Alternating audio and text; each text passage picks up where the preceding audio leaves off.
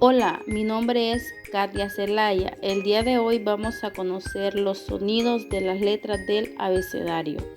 A lo largo de este video aprenderemos cómo suena cada letra y cómo posicionar la boca, los labios y la lengua al emitir el sonido de cada grafema o letra.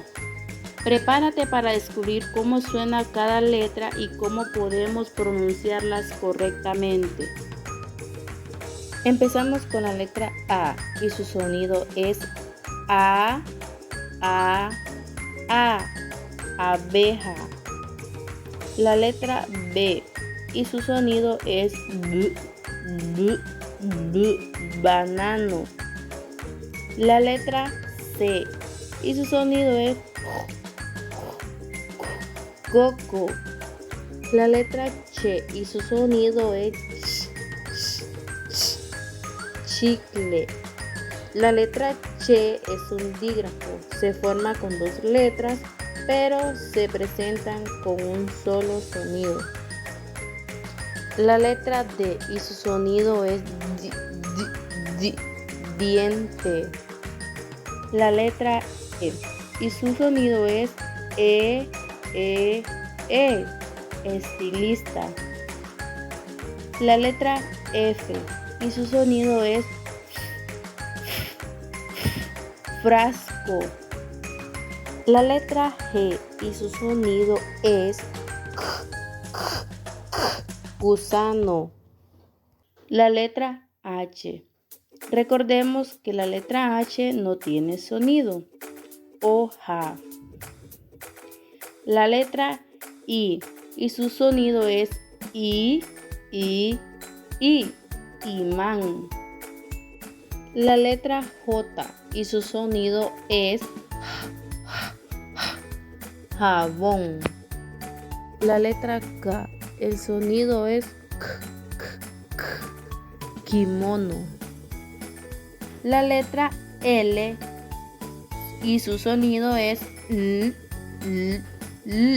lupa. La letra L, su sonido es llanto. La letra L sí es un dígrafo porque está compuesta por dos letras y representa un solo sonido. La letra M y su sonido es mapa. La letra N y su sonido es nachos. La letra ñ y su sonido es ñame. Recordemos que la letra ñ no es un dígrafo, es una letra independiente del alfabeto español. La letra O y su sonido es hola. La letra P y su sonido es pulpo. La letra Q y su sonido es quebrar. La letra R y su sonido es